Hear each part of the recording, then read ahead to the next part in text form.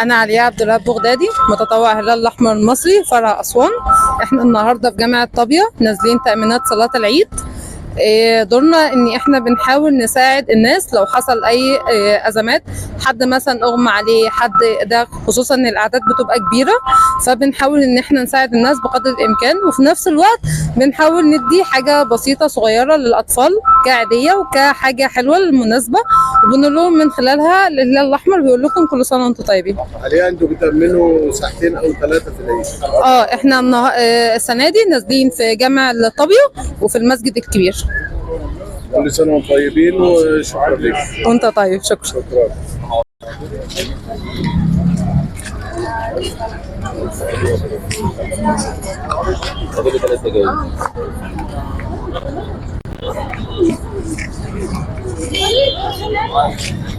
ايه؟